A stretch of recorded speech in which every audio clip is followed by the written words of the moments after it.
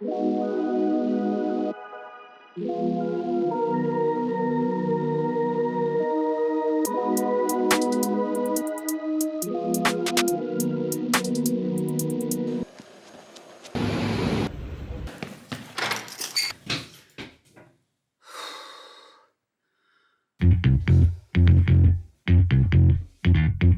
peur, ça me connaît. J'ai peur des pigeons, du vide, évidemment je suis claustro, j'ai peur du téléphone, parce que bon, si on a inventé les textos, c'est pas pour rien. Quoique bon, j'ai peur de conduire, peur de la solitude, peur de perdre la mémoire, des serpents, des araignées, j'ai peur de grossir, d'avoir envoyé un message à la mauvaise personne, de me faire mal, d'arrêter de respirer pendant mon sommeil, d'être à découvert, d'oublier mon chargeur quand je pars en vacances, de tomber à Montparnasse en heure de pointe. Même cette liste-là, elle me fait flipper. C'est donc avec ce bagage névrotique que je me suis lancée dans un truc qui mélange la peur du vide, de se faire mal et la claustrophobie, j'ai nommé le canyoning. Alors non, je me suis pas réveillée comme ça un matin avec la folle envie de sauter de 7 mètres dans le vide alors que déjà monter sur une échelle pour changer une ampoule, c'est un délire. Non. En fait, ça a commencé par un message sur un groupe WhatsApp, message auquel donc je n'ai pas répondu. S'en est suivi comme ça 4, 5, 6 relances de plus en plus personnelles parce que j'étais la dernière à ne pas répondre au message. Alors bon non, je n'ai pas plus répondu, mais j'ai pris mon courage dans une main et un gros bâton dans l'autre pour aller genre tester le truc, tu vois. Ah oui, je dis tester le truc, mais je suis une meuf créative quand même. Oh putain, c'est froid. C'est beau, mais ça fait tellement froid que ça brûle les pieds. J'aime pas du tout le froid, c'est-à-dire que moi je me baigne en Corse et voilà. C'est la mer à 30 degrés ou rien, tu veux. Je pense que eux ils vont y aller tranquille, mais alors moi, de 0 à 10, je vais hurler 11. Ah, ça brûle! Attends le dos! Fais les bras! La vérité en fait c'est que entre le moment où j'ai fait ce test à la rivière et le jour J du canyoning, j'ai streamé la série Shrinking sur Apple TV et pour être honnête c'est plutôt ça qui m'a décidé à y aller. Shrinking, c'est l'histoire d'un mec.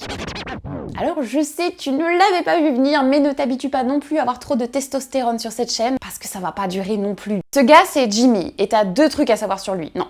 3 trucs à savoir sur lui. Il est psychologue, il est veuf et il a un petit terrain addictologique, disons. En fait, quand Jimmy il a perdu sa femme dans un accident de voiture, sans surprise, il l'a pas hyper bien vécu, il a même carrément mal vécu, en fait il a sombré dans tout ce que tu peux imaginer, mais il a continué à aller travailler. Il a même eu en fait l'idée du siècle en décidant de s'impliquer directement dans la vie de ses patients.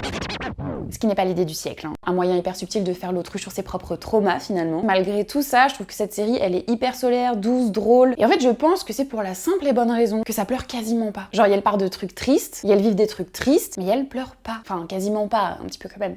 Parce que c'est triste. Mais genre en fait comme dans la vie, parce que quand il t'arrive un truc dramatique, tu vas pleurer peut-être à l'instant T, peut-être de temps en temps, mais tu vas pas pleurer H24. Et donc ici, dans Shrinking, c'est pareil. En fait, je trouve que à leur façon, chaque personnage, parce qu'il n'y a pas que Jimmy qui a des problèmes, elles en fait vont faire face à leur trauma, à leur peur, avec de la bienveillance et de l'humour. Et c'est donc précisément à cause de ça que je me suis retrouvée en chaussettes néoprène, combi ultra moulante et casque de chantier sur la tête dans ce qu'on appelle le pont du diable.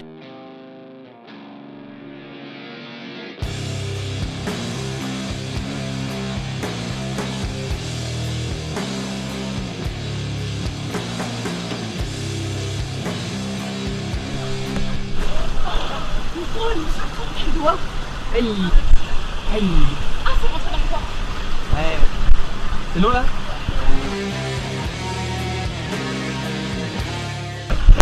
Moi, je suis la dame pour ça. Ah ok. Ah merde.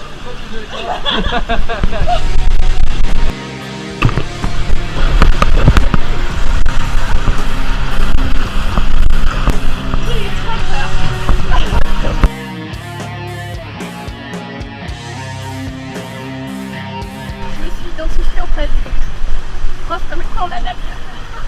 Là, clairement, j'ai mon cerveau qui crie à l'aide de toutes ses forces. Parce que hormis les meufs qui sont genre catégorisées comme badass, type, je sais pas, Lara Croft, Harley Quinn, j'ai plutôt été bercée par des petites meufs fragiles, type Peyton dans Les Frères Scott ou Daphne dans Bridgerton, tu vois le délire. Et à côté, t'as mon mec qui a la GoPro sur la tête et qui fonce comme ça, tête baissée, sans se demander s'il a peur ou pas. J'avoue, parfois ma vie c'est cliché. Bref, tu vois, là, je te parlais de Shrinking. Et bah, ce que j'ai trouvé hyper intéressant en fait dans cette série, c'était en fait de voir des mecs qui étaient vulnérables, genre. Et que c'était ok. Tous les gars de cette série sont pas du tout stéréotypés, sont pas clichés. C'est juste en fait des humains qui refoulent pas leurs sentiments pour paraître genre des bonhommes.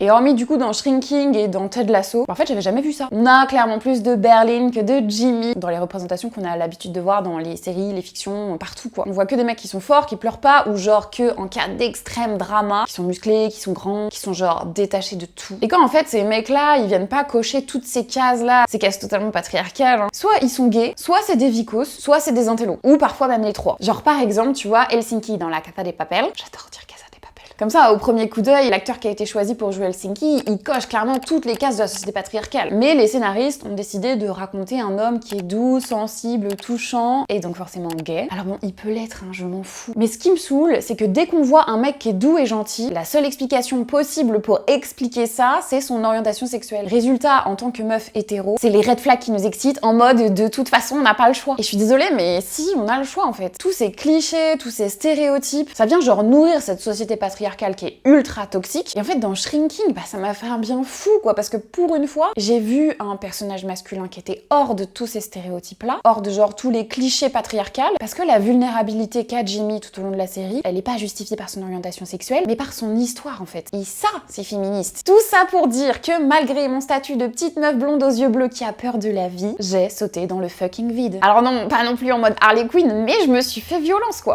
J'en ai pleuré.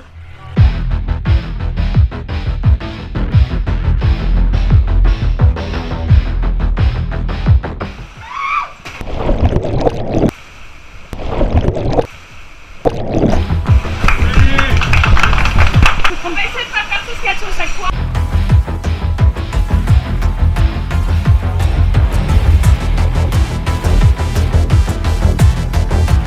Là ça va, t'as pas chez voir le vide et je vais faire. En fait ça va pas. Non, ma technique c'est de pas regarder en bas. On a pas en bas, mais...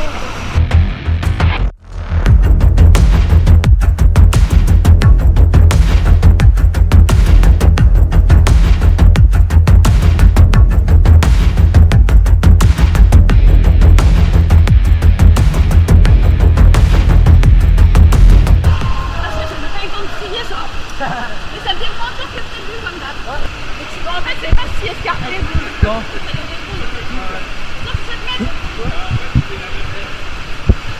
Attendez, Aqua Boulevard, ça fait beaucoup plus peur. Là, j'ai même pas eu le temps de crier de peur que j'étais déjà en bas. Même quand je me rends compte que j'ai pas peur, j'ai genre tellement l'impression que je dois avoir peur que limite j'ai peur de pas avoir peur. Mais moi ça me fatigue. Et le pire c'est que franchement c'est pas ma faute. J'ai lu une étude l'autre jour qui prouve que les stéréotypes ont un réel impact sur les personnes qui sont concernées par ces stéréotypes en question. En fait, dès qu'une personne va intégrer dans son petit cerveau d'humain fragile un stéréotype, elle va en fait automatiquement aller dans le sens du stéréotype, mais genre sans s'en rendre compte, tu vois. Et la première étude sur le sujet, elle a été menée en 1995 aux États-Unis. Il y a un groupe de chercheurs en fait qui sont partis du principe qu'aux États-Unis, il y a un stéréotype qui existe sur la communauté afro-américaine et plus spécifiquement sur les capacités intellectuelles des Afro-américains. Donc les psychologues, parce que les chercheurs c'est des psychologues, ils sont montés dans un petit bus, ils sont allés comme ça à Stanford, qui est donc une fac hyper prestigieuse aux États-Unis, pour en fait aller faire passer des tests de raisonnement aux étudiants sur le campus. Et c'est là que ça se gâte. Les chercheurs prennent un groupe d'étudiants et ils le divisent en deux, groupe A, groupe B. Alors tous ces groupes, ils sont mixtes, et elles ont dit au groupe A qu'il s'agissait en fait d'un test d'intelligence, relevant donc des capacités intellectuelles, et au groupe B que c'était une étude sur les mécanismes psychologiques. Les stéréotypes ont donc été activés que dans le groupe A. J'ai un petit côté Eleven comme ça, non? Et donc bref, les résultats sont assez fous en fait, parce que dans le groupe A, les étudiants noirs ont été vraiment pas très bons, alors que dans le groupe B, les étudiants noirs étaient comme les étudiants blancs, enfin c'était des résultats assez identiques quoi. Et tout ça montre bien du coup l'impact des stéréotypes sur la société et donc sur les étudiants afro-américains. Alors je te parle de cette étude, mais en fait il en a été mené plein. À chaque fois le résultat c'était le même. Les stéréotypes influencent notre façon d'agir et d'évoluer. Donc j'aimerais avoir beaucoup plus de séries avec des meufs lambda qui font du canyoning sans avoir peur de mourir toutes les 5 secondes. Merci. Après, stéréotype ou non, je reste quand même une drama hyper métrope. Et pour le coup, les séries, elles peuvent pas y faire grand chose.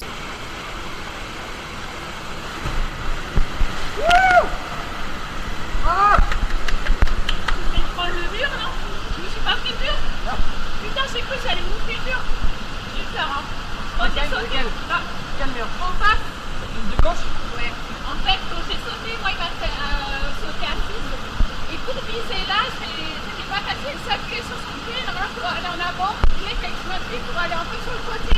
J'ai eu peur. Et j'ai pas eu peur de ça, j'ai eu peur de me prendre le pied. Surtout, j'ai vu mon bras, il a volé un peu. Un petit peu, ouais.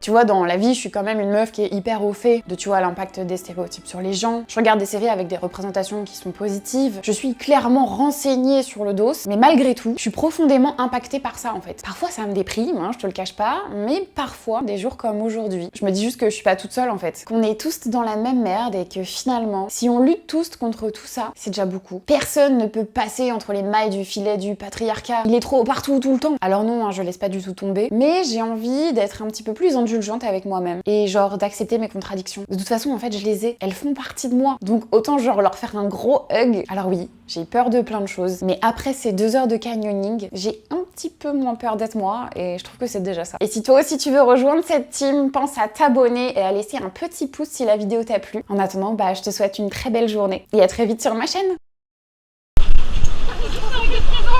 Pour s'ouvrir, regarde.